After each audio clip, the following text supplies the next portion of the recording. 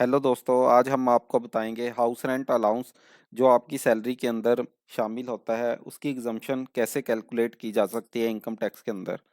इसके अंदर क्या है कि एचआरए जो है एक मोस्ट पेड अलाउंस है, यानी कि एचआरए सभी के सैलरी पैकेज में होता है। इससे आप टैक्स प्लानिंग कर सकते हैं। उस वो कैसे होगी कि एग्जम्पशन कैसे कैलकुलेट होगी। सबसे पहले आपको इन तीन चीज़ों में से एक दो तीन इसके अंदर से जो सबसे कम है वाली चीज़ है वो आपको एचआरए एग्जम्पशन होगी। नंबर वन, आपकी एग्जम्पशन एचआरए रिसीव्ड से ज़्यादा नहीं हो सकती। 50% ऑफ सैलरी से ज़्यादा नहीं हो सकती, जो अगर आपका हाउस बॉम्बे, कलकत्ता, दिल्ली और मद्रास में है, और 40% इन एनी अदर केस, यानी कि 40% ऑफ सैलरी से ज़्यादा आपकी एग्जम्पशन नहीं हो सकती। तीसरा नंबर है कि आपको एक आंसर निकालना है जिसके अंदर आपको रेंट जितना भी आपने मंथली या पीरियड में पे किया है उसमें से 10% ऑफ सैलरी निकाल देनी है। तो ये तीन चीज़ें आपकी देखेंगे हम। और उसके अंदर सैलरी का क्या मतलब है? सैलरी का मतलब है बेसिक सैलरी, डियरनेस अलाउंस, और उसके अंदर डियरनेस अलाउंस शामिल है अगर वो रिटायरमेंट बेनिफिट के लिए इंक्लूड होना है तभी। और commission fix percentage of turnover है तो वो भी ऐड होगा। और बाकी जो अलाउंसेज या परक्विजिट्स आपको मिलते हैं वो बिल्कुल ऐड नहीं होंगे। सैलरी वही ऐड करनी है जो जिस महीने का हम रेंट की एग्जम्पशन निकाल रहे हैं। एडवांस या एरियर के अंदर कोई सैलरी मिली है तो वो हमें इंक्लूड नहीं करनी। ठीक है। तो अगर सैलरी हर महीने की वेरी कर रही है तो क्यूमुलेटिव नहीं निकालनी, मंथ वाइज या पीरियड वाइज हमें निकालना है एचआरए का एग्जम्पशन। इसके अलावा अगर किसी महीने के अंदर एचआरए हमको मिला ही नहीं है तो उस महीने की एग्जम्पशन नहीं मिलेगी। इसी तरह अगर हमने किसी महीने रेंट पे नहीं किया तब भी हमें ये एग्जम्पशन नहीं मिलेगी। तो अगर एम्प्लॉई अपने हाउस में रह रहा है तो उसे रेंट एग्जम्पशन नहीं मिलेगी। तो इसके अंदर कुछ बेसिक क्वेश्चन और आ जाते हैं कि हम कैसे हाउस रेंट के एग्जम्पशन के बारे में आते हैं कि क्या हाउस रेंट की रिसीप्ट हमें देनी ज़रूरी है।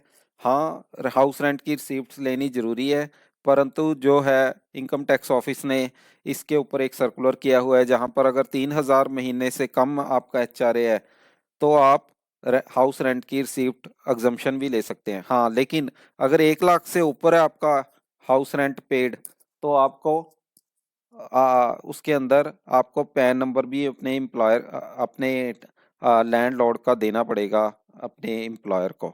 इसके अलावा जो है एचआरए आप अपने फादर को भी दे सकते हैं, अपनी वाइफ को भी दे सकते हैं, हस्बैंड को भी दे सकते हैं। लेकिन इसके अंदर प्रॉब्लम ये है कि फादर के केस में क्लबिंग नहीं होती, लेकिन हस्बैंड या वाइफ के केस में क्लबिंग की प्रोविज़न ऐड होती हैं, जिसके अंदर कि अगर हाउस आपके नाम पे ही है, इनडायरेक्टली पेमेंट आपने कर रखी है, तो वो आपके पेमेंट के अंदर शामिल होगा। इसके अलावा एक चीज़ और है जहाँ पे हमने ये है कि क्या अगर हमारा घर अपना है, लोन लिया हुआ है हमने, तो उसके अंदर क्या हम एचआरए ले सकते हैं? तो उसका आंसर भी है हाँ, ले सकते हैं। अगर आपका शहर किसी और शहर में रहते हैं और हाउस आप अपना जो है ऑक्यूपाई नहीं कर पा रहे दूसरी जगह पे होने के कारण, और आपने रेंट पे हाउस लिया हुआ है या जॉब की रिक्वायरमेंट के हिसाब से आपको रेंट ऑफिस के नज़दीक घर लेना पड़ता है और आपका अपना हाउस दूर है, तो आप हाँ, अगर आपने हाउस अपना खुद का भी है और उस हाउस में नहीं रहते परंतु रेंट के हाउस में रहते हैं तो भी आप एचआरए की एग्जम्पशन ले सकते हैं। तो उसके उसमें केस में क्या होगा कि आपकी हाउस जो खुद का है उसकी वैल्यू ज़ीरो मानी जाएगी और एचआरए का बेनिफिट भी आप ले सकेंगे। उस हाउस की deem to deem to be let out भी नहीं होगा वो, और सेल्फ ऑक्यूपाइड में दिखाकर आप उसके अंदर इंटरेस्ट का भी क्लेम कर सकते हैं। तो इस प्रकार ये दोस्तों आज की जो जानकारी है एचआरए के रिगार्डिंग ख़त्म होती है। अगर कोई आपको डाउट हो या कुछ आपके मन में रह गया हो तो आप हमें जो कमेंट्स के अंदर देकर अपनी डिटेल ले सकते हैं। हमने एक लिंक भी प्रोवाइड किए हुए हैं जहां से हम आप और ज़्यादा डिटेल ले सकते हैं।